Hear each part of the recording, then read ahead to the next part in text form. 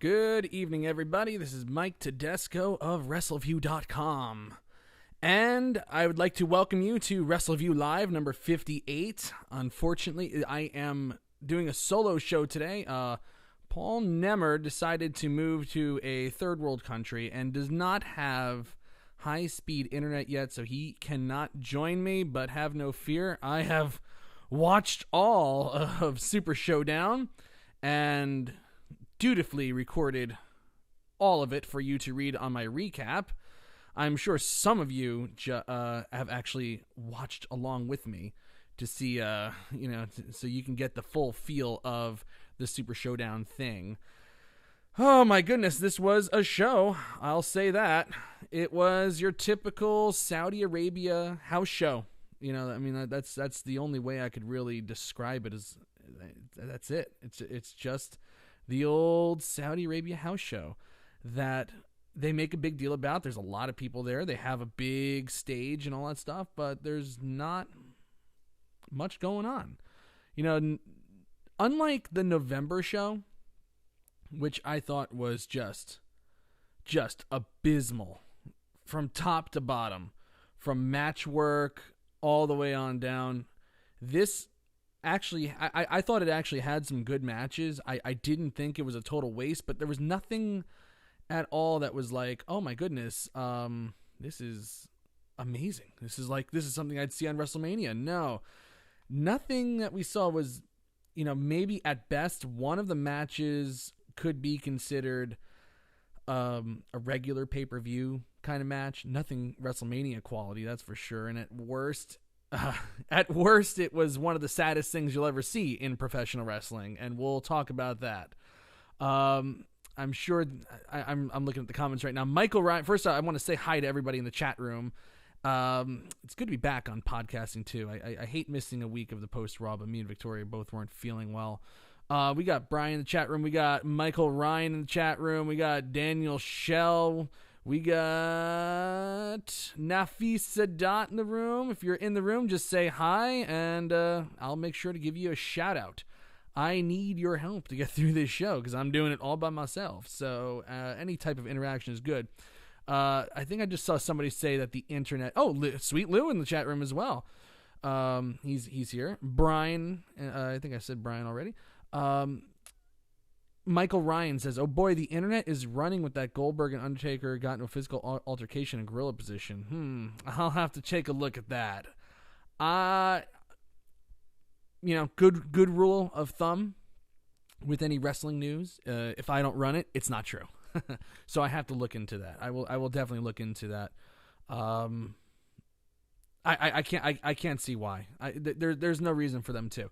Okay, so let me just start from that. Okay, and then I'll start off with the bad, and then I'll finish off with the good. Okay, you know, usually when somebody goes, you want to hear the good news or the bad news, I usually ask for the bad news first, so that I at least finish on a high note here. Well, the bad news was really bad. It was just damn sad. The Undertaker versus Bill Goldberg. Now, Goldberg was never like, wow, Goldberg, what a great wrestler. I cannot believe how technical and proficient he is. No, that's not Goldberg. He's the brawler. But that was like 20 years ago. More, if you really think about it. Really. Yeah, 21, 22 years ago, I guess he debuted. This is a 50-year-old Goldberg who had to, over 50, wrestling a 50-year-old stiff, can't move at all Undertaker, who, goodness gracious, should have hung it up at least 5 years ago at this point. Really, 5 years ago. He got maybe a little breath of fresh air when he came back. He looked horrible when he lost to Brock Lesnar at WrestleMania 30. He didn't look good coming back against Bray Wyatt at 31. And then he came back for that July show, and then he was wrestling Brock Lesnar in the main event of SummerSlam, and I thought that was a good match. And then I thought the follow-up match at Hell in a Cell was even better. So he had a little reprieve there. But after that, he was never really the same. He wrestled Shane in 2016, and it was just, how good of a match can you have with Shane McMahon? You just can't. And after that, it's just been one string of sad matches after the other. The main event of WrestleMania with Roman Reigns should have been the Swan Song, because he looked feeble there, but he got through the match. He was able to work a decent enough match just to get through it and move on with his life, okay? But wow, he just kept coming back. It kept going on and on and on. Came back for the John Cena match, whatever. It was a 5-second match. And then we started doing these Saudi shows where Undertaker is wrestling. And it's like, why? He just looks stiff, can't move, just fumbling through things. He had an embarrassing match against Triple H at the other Super Showdown. So this continues the trend of Undertaker wrestling on shows named Super Showdown and it just being terrible. The Triple H Undertaker match was just horrible. There was at one part where they went for a back body drop and they just fell. There was a lot of that tonight as well. Then they had the embarrassing tag team match with the Brothers of Destruction against DX. That was just embarrassing. For shame if that's the last memory some people have of Shawn Michaels' career. You can't even consider that Shawn Michaels anymore. You can't consider this Undertaker really, but this is like getting like Terry Funk level where it's like, you did a lot of great things. Undertaker has a lot of equity built up with the fans. 25 years of solid work. Solid. But you keep going on like this. 4 years, 5 years after you should have just said enough. It's gonna tarnish the legacy. It really is. You watch a match like this tonight. Yeah, Goldberg stunk in this match. There's no doubt about it. I can't really blame Goldberg though. He was never a guy to go long. And honestly, I think they actually had the right idea when they started the match, believe it or not. So they start the match out with Goldberg doing the Undertaker throat slit taunt, whatever you want to call that, the thumb across the throat. And Undertaker punched him, and Goldberg speared him again, pin. Undertaker kicks out. Then Undertaker basically hits his tombstone piledriver, and then Goldberg didn't know, do you grab me or do I jump? And then they just kind of, so it was like this awkward pause there where they're just kind of standing each other. Undertaker's like, okay, I'm ready for you. And Goldberg's like, It was just, whoa. Like, did they not practice or plan anything out beforehand? Like, and Goldberg doesn't remember that you have to, like, shoot into a tombstone piledriver. Yikes. And it just got worse from there. It really did. And let's not discount the fact that all night WWE they had the commentators talking about how it was like 93 degrees in Saudi Arabia, but in the King Abdullah Stadium in Jeddah, or Jeddah, as they kept saying, it was 100 degrees on the floor. 100 degrees. So whoever was planning this match or helping them plan this match, something tells me that they had a lot to say in planning this match themselves, didn't take into account that maybe we should cut a few things. We have two guys north of 50 going out there, neither of whom wrestle, frequently at all. Goldberg last wrestled over 2 years ago at WrestleMania 33 in Orlando against Brock Lesnar. But even when Goldberg was wrestling full-time, he never had long matches. So that's a thing. And then you have Undertaker, who's just, like I just laid out before, looks terrible every time he goes out there. So you put these guys that are north of 50 together. One who doesn't wrestle, never wrestled, even in his prime, never wrestled long matches. And another one who tries to do matches like he's still in his prime and just doesn't know how to work around his weaknesses. He kind of reminds me of the pitcher that used to throw fastballs and his arm is shot and he can't throw the fastball, so he's trying to be a finesse guy now. It's like, it's not working out. You put them out there and it's 100 degrees on the floor and expect them to go 15 minutes. Give me a break. This should have been a 3-minute finisher fest. And I think everyone would have just been like really happy with that. As soon as he hit the spear, I was like, good. They're going for it. They're going to make this short and just make it a finisher fest. Just boom, boom, boom, back to back to back finishers. Let's just do it that way. The old Brock Lesnar match that gets over pretty well. They started off doing that, and then before you know it, Undertaker goes for a chokeslam, and Goldberg counters into a knee bar, and then it's just like, what is going on? It's just getting weird. They're trying to do a regular match now. It's like, can we stop? Somewhere along the line, and I do believe it was legit, Goldberg got busted open pretty good. And that kind of added to the drama of the match, but then by the time they got to the end, because I think he was actually busted open pretty legit, in 100-degree weather, you're bleeding out, you're exhausted, you're sweating. It's just like they did this thing where Goldberg hit a spear and he tried to do a jackhammer, spiked Undertaker almost directly on his head. It was he just fell with Undertaker, 6'10", all 6'10" of him and 300 pounds of just dead weight, probably more. Right on his upper shoulders. Didn't look good whatsoever. Man, oh man, that looks scary. And then so you would think like that would be the end. No, Undertaker has to kick out. Goldberg hits another spear. He goes for a tombstone pile driver now. It's like this should have been like the signal, like, okay, you're exhausted. Don't do that. You just almost killed him on the tombstone. I mean, I'm sorry, on the jackhammer. And so they tried to do that thing, and I don't know why.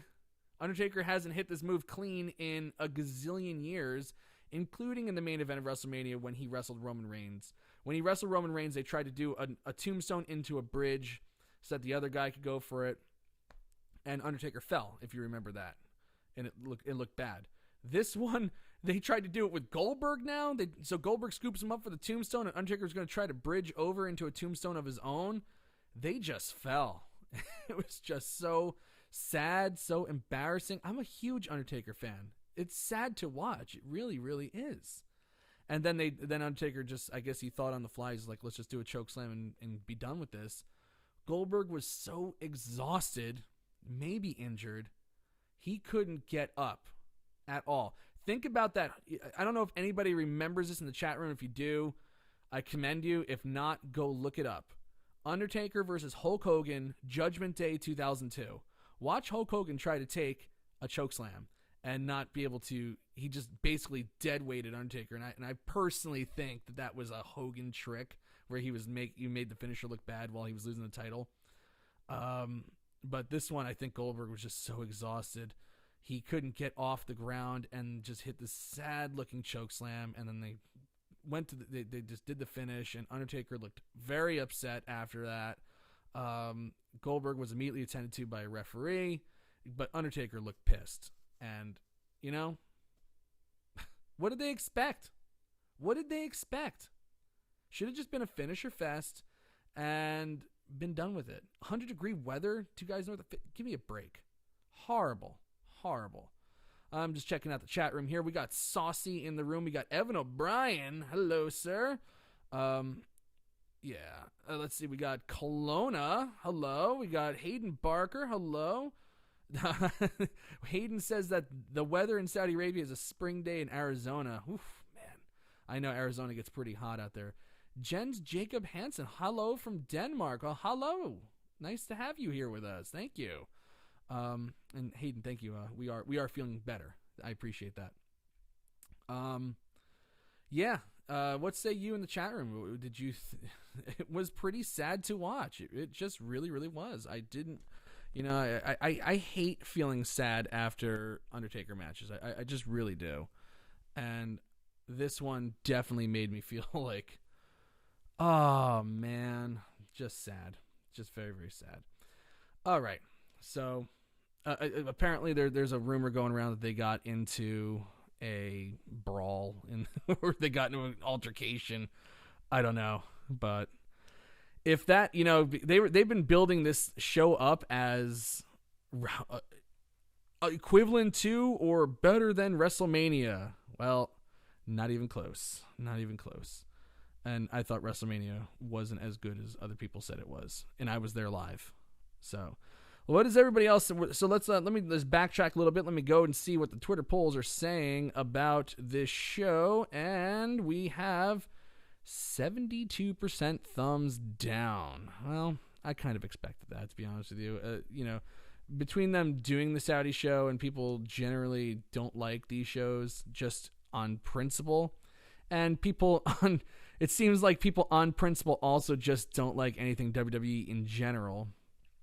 And I can't say that I'm not a WWE critic at all, but I've had my qualms, but I do love the company. I don't want them to fail. And in fact, a lot of my frustrations actually come from seeing them just make the same mistakes over and over again. It's not good. People know it's not good. You have the defenders out there that say that will just defend it to the death, saying that no, everything's great, and then they immediately run to revenue numbers. It's like, well, revenue numbers don't really tell you the whole story of how people are just enjoying the product. I'm talking just about straight up enjoying the product and keeping people engaged, and they have a hard time with that without having to do gimmicky things now.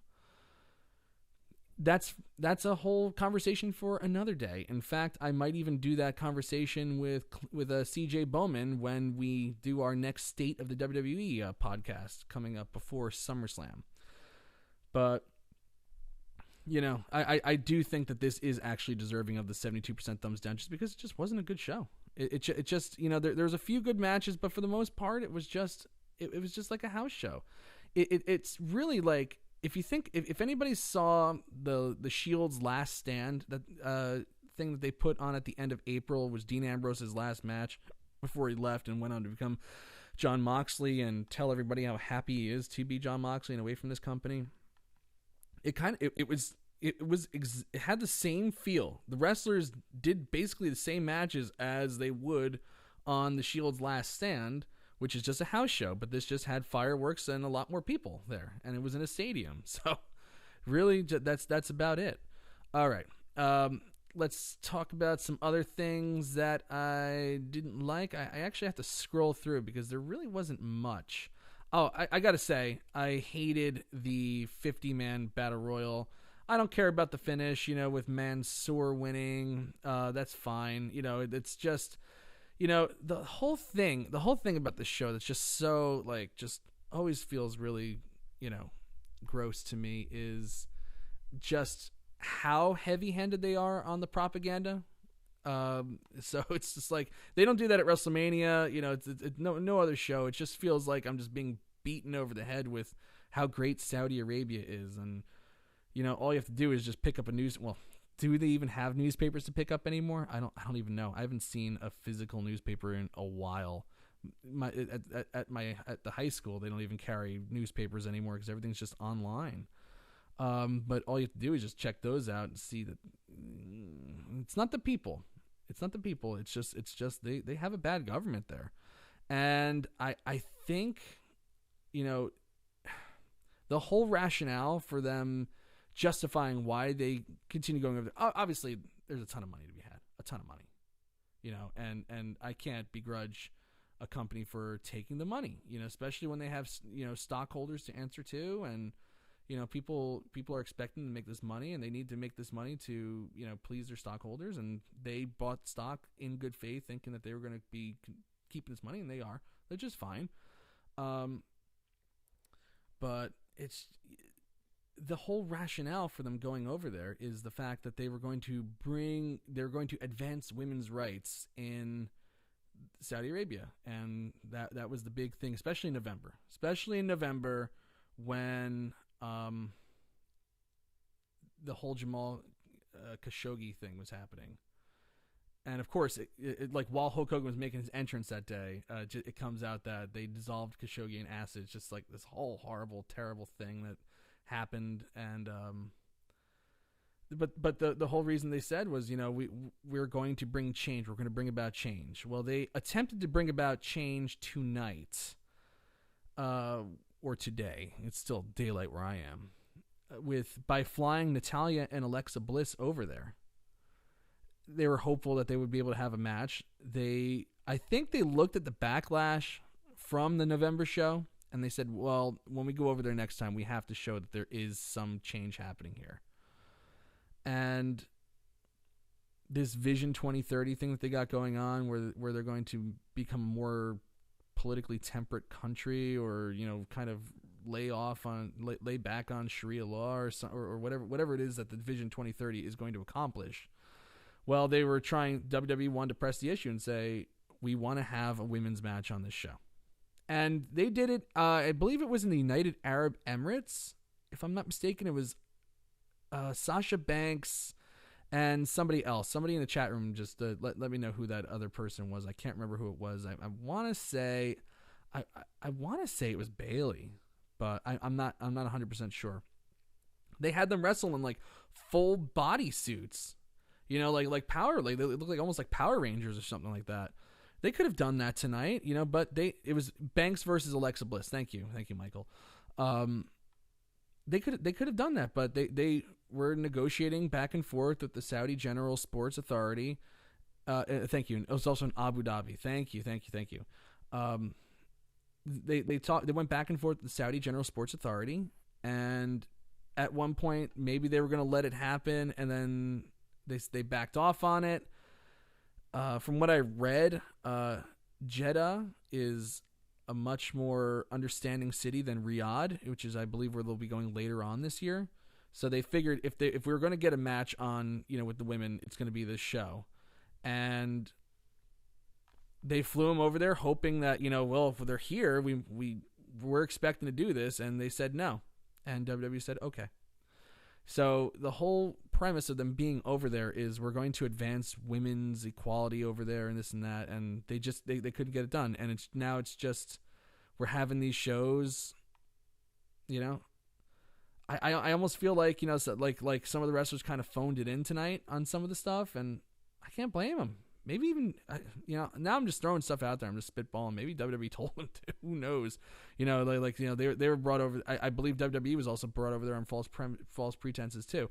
I don't think that it's just blood money that they're taking. I don't think it's the evil corporation just wanting. I believe they actually thought they were going to bring about change. I just don't think it's going to happen. You know, the new ruler they have over there, MBS, isn't everything that the news media has made him out to be, and people thought he was. He's as bad as the other ones. So that's what's going on. They have another 9 years left of this.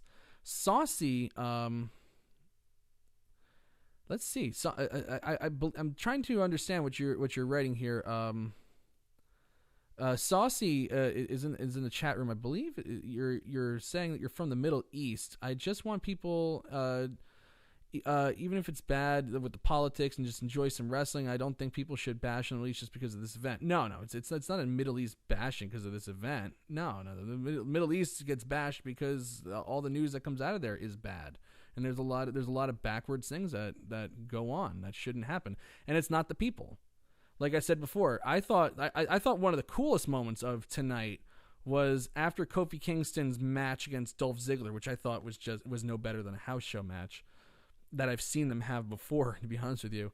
I thought one of the coolest things was Kofi goes over to the corner of the barricade, and all of a sudden you just get this swarm of children just so happy just to be there, so happy to see, you know, a WWE superstar. That moved me. That made me feel like it almost is a good thing to do the show, if for anything else, just because it just makes those people happy. And, you know, life there, I you know, from all accounts of what I read, it's, you know, if you're on the wrong side of things, it gets a little scary. To take people, you know, remove them from the realities sometimes, I think is a really nice thing. I think it's a really, really nice thing. And that warmed my heart to see those kids like genuinely, truly happy. Just you know, you could see it in their eyes. That's, you know, that's why we like wrestling. You know, all that good stuff. Michael Ryan says them doing the show during Pride Month is a disgrace. Well, that's a whole other story too. You know, it's there's a lot of things going on there, but I think this Vision 2030 initiative is kind of bogus, if you ask me. It just doesn't seem like it's going to doesn't seem like it's going to change anything there, and I don't know how actively they're trying to change things either. Yeah, no, I can understand. So Saucy says, that he lives in the Middle East, but he's fully American, so he doesn't like when people say the Middle East are full of bad people. No, that's not true. Of course, the Middle East is not full of bad people. I think that's kind of like one of those, prejudices that people have. It's just like, your mind immediately reverts to 9/11. It's like, terrorists. That's all the Middle East is. That's not true at all. There's many, many good people in the Middle East. And like I said, it's not the people, but the governments there are full of some crazy, insane, arcane people with mindsets that are 100 to 200 years behind where the world actually is. The treatment of women, the treatment of homosexuals, the treatment of just their citizens.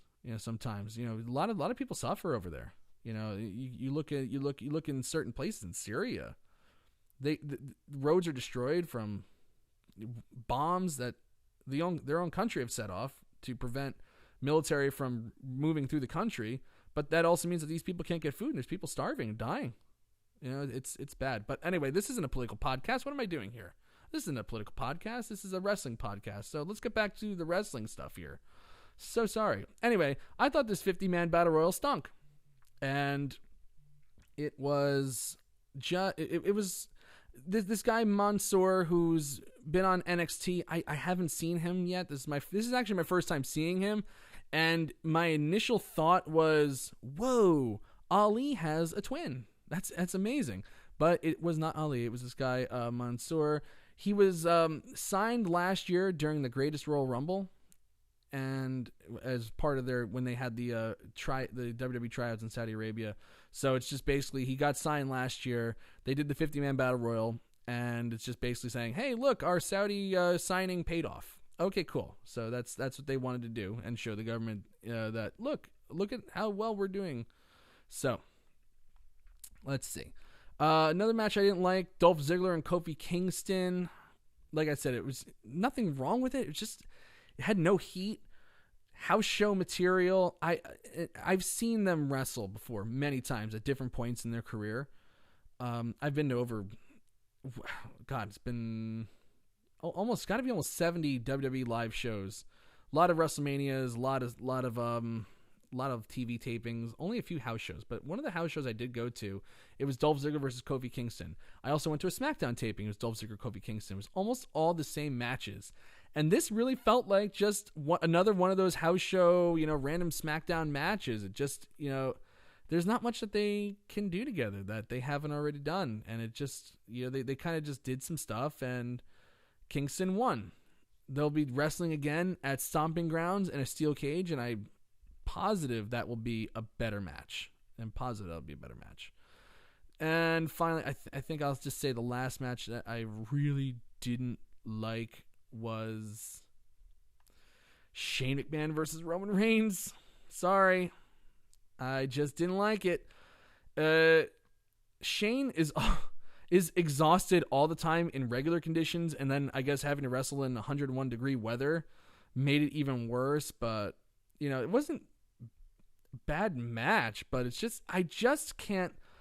And tell me if anybody agrees with me here, that I just can't take Shane McMahon seriously in a role where he's supposed to be having the heat over Roman Reigns. I just can't. I cannot suspend my disbelief enough for that. I just can't. Shane the stuntman, no. But and then Shane goes over because of referee. They're doing the story where the referees are afraid to do these matches. So I'm assuming that when Shane finally does lose, it's going to be. I'm positive they're going to drag this thing out with Reigns and Shane up to SummerSlam, I would say. And I would bet you that there's going to be a guest referee, who isn't intimidated by Shane McMahon, because he beat Miz at Money in the Bank with the storyline they didn't cover on commentary, but the storyline was that the referee was afraid to count immediately for Shane and stuff like that. And they did the same thing here, that the referee was a little trepidatious to admonish Shane and, enforce the rules of the match because he's the boss, or he's the boss's son. So I'm assuming that when he eventually does lose to Reigns, it'll be a guest referee situation, whatever. But Shane McMahon goes over Roman Reigns. Keep the McMahons looking strong. That's the key here. Is like the big thing was always, make sure Roman looks strong. No, keep Shane looking strong. Keep the McMahons looking strong. All right, let's talk about some good stuff on this show. Some stuff that I did like. I'm not going to say I loved Seth Rollins versus Baron Corbin. I thought it was just a match, but I really did like I'm sorry, not Goldberg. I'm thinking Brock Lesnar and Goldberg. The Brock Lesnar non-cash-in tonight. Now, I wasn't on Post Raw to tell you just how much I hate false advertising. I get it. Card subject to change. My card subject. That's always the apologist thing. You know what? That's fine if it's the first time. Maybe even the second time, but the third time? No. Now you're just looking pathetic and desperate and trying to keep people watching. And people will eventually catch on to that. If you don't deliver, they will just stop watching. They will cease to care. That's what happens to basically all TV shows that do something like that. You can only drag a storyline out so much and pretend it's going to pay off before people just lose interest.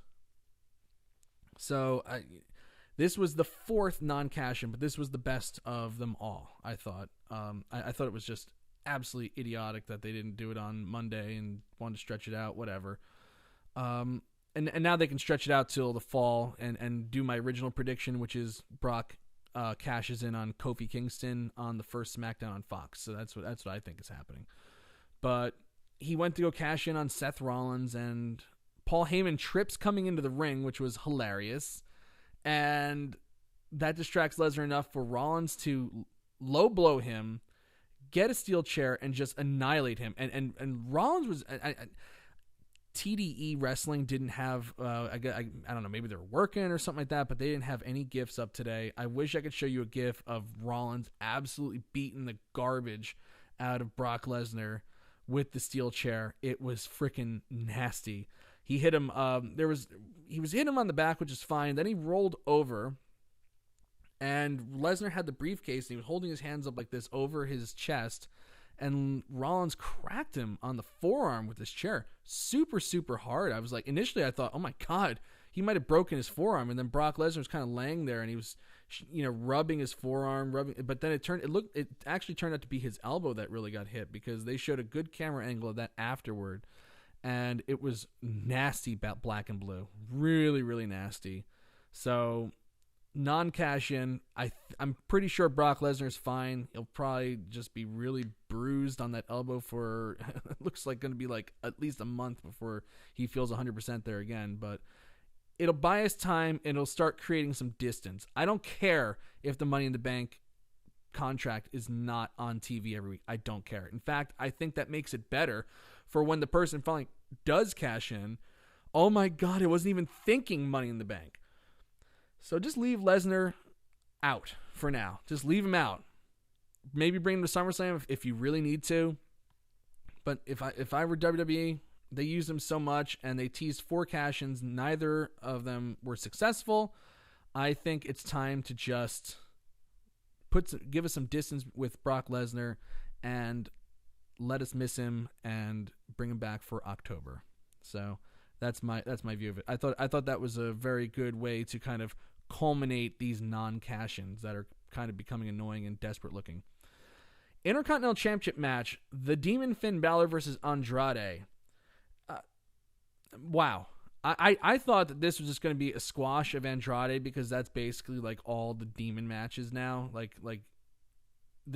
It's not like he takes on like this like warlike persona like how he used to in NXT. It wasn't like he actually became like a demon. He was actually just, like, this is my war paint. I'm ready to go to war. No, here he actually becomes a demon. And on the main roster, WWE, where everything has to be overly gimmicked, he becomes an actual, literal demon. And those matches basically have been squash matches. This was not that. This was more aligned with what Balor was doing in NXT with the demon thing, where he was vulnerable. But because he was wearing the war paint, it just gave him some extra confidence and made him a little more impervious to pain, but it wasn't like supernatural or anything like that. This was a super good match. Andrade looked like $1 million. $1 million. The guy is just money. And how he's just floating around really without a program, just doing things with just being a character, a face in a sea of just contenders that are going nowhere for the Intercontinental title. This guy showed that he is just super money. Really, he like Balor was good in this. Let's not get it twisted here. He was very, very good in this. But man, Andrade just looks, the facials, the mannerisms, the fluidity of the moves, the way he goes, the way he conducts himself in the ring, the way he carries himself. He looks like a superstar. It feels like a superstar, And how they haven't caught that yet, or even acted like they've caught it, because they can catch it and not act on it right now. But usually, even when they do that, it's a thing where okay, yes, we see that he's a superstar, but we'll protect him for later. No, there's none of that going on. None of that going on, but it should be. This guy could be a major league superstar, and especially when SmackDown moves over to Fox. One of the big selling points of SmackDown back in the day, why it survived for so long on broadcast television, is the fact that they had a heavy Latino contingent watching the show, because Rey Mysterio was the giant superstar. Andrade is that guy. Andrade is 100% that guy. And they just need to open their eyes and see it and go with it. It was just an awesome match. I really, really suggest you going out of your way to check it out. It was awesome. Really, really awesome. I guess I left this out of my things that I didn't like. Lucha House Party versus Lars Sullivan. Why have Lars Sullivan win by disqualification in a handicap match only for him to destroy them? Why not just have him pin them? Is it like a punishment thing because of his stupid tweets or his stupid comments that he made 10 years ago, 15 years ago in some of those cases? Is that really why? The guy's already been fined $100,000. Yes, what he said was despicable, disgusting, gross, but nothing worse than, whatever. It was a bad look, no doubt about it, but he was a stupid kid 10 years ago. Like, is this part of the punishment? I remember when the plane ride from hell happened, and Brock Lesnar was part of that plane ride from hell in 2002, where he was wrestling with Mr. Perfect Kurt Hennig on an airplane above the Atlantic Ocean. And part of his punishment for being part of that, he was undefeated, was he was involved in a handicap match with the Hardy Boys. I believe he lost the match by disqualification, so he didn't get pinned, so his unpinned streak continued. But they just waffled him with chair shot after chair shot after chair shot. Obviously, they're not going to do that kind of old medieval punishment anymore. But I almost felt like losing, not winning and winning over the Lucha House Party felt like that to me a little bit. I don't understand why not just have him pin them. Randy Orton versus Triple H. I almost put this on the things that I didn't like list. Because in typical Triple H fashion, it was a long match, about almost a half hour, I'd say. They're wrestling in 100-degree weather too, so I got to actually tip my hat to them for doing that. But it was a long match. It was boring at times, plodding as usual, because you got Triple H who's in there. He moves slow. Randy Orton, his style is that he moves slow. He's, a Viper, and he's cerebral, so it's just this slow-moving, bore fest pretty much for the first 20 minutes of it. Once they started getting to the finishes, and kicking out of finishers, of course. It got better. The crowd was into it most of the way, though. They kind of lost them in the middle. But for the most part, I kind of felt like Triple H really paid attention to what Gargano and Adam Cole did at NXT 25 last week with all the finisher kickouts. And those, as much as I don't like them because I'd rather protect the finishers than kick out of them on every big show, it works. People like it. People pop for that. But that's because they're conditioned to. You can also condition them not to do that and find other ways to get them to enjoy the match. But that's what they did. That's what they went for. Pedigree kick out, RKO kick out. Finally, Triple H drops him on the commentary table with 4 back suplexes. I think he was trying to break the table and just didn't go. And then he gets him in the ring and charges, but Orton hits an RKO from out of nowhere for the win. So Randy Orton picks up the win. I thought that was, and that's why this goes in the like column, because I thought for sure they were going to go with Triple H going over, because that's just usually how these things happen. But putting Randy Orton over, member of the active roster, I have no problem with that at all.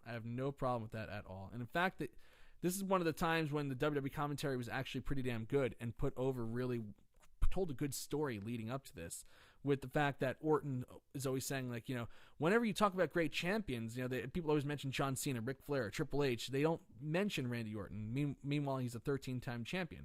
So they were building that up, and that's why I kind of like this finish a little more, because I knew the story. I knew what was going on here. It wasn't just a match just because they're in Jeddah and they have to, have some good main events.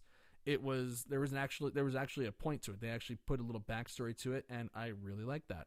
So, hats off to them. And I believe that's it for Super Showdown. I think I covered everything. Yes. Hayden told me now that there are so many GIFs of the main event on Twitter. I think I'm going to have to pass on looking at those. But I do want to, I'm going to sign off here because it's 7 o'clock Eastern right now, and I just want to go out and just enjoy my Friday night now. I think I've had enough watching wrestling. I think I've had enough talking about wrestling. So I'm going to leave it here.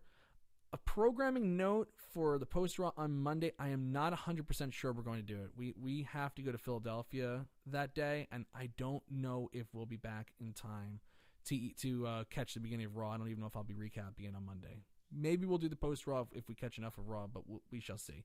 I will let you know as we get closer. I want to wish you all a great weekend. I just want to check that poll one more time and see what everybody is saying about Super Showdown. I kind of like to always look at the poll at the end of the show as well to see if it changed at all. And it doesn't look like it did. Let's go check it out here. It is... I can't switch right now because my OBS sucks. Here we go. It is 74% thumbs down with 121 votes. It's only been up for about an hour, so people don't like it. That's what it is.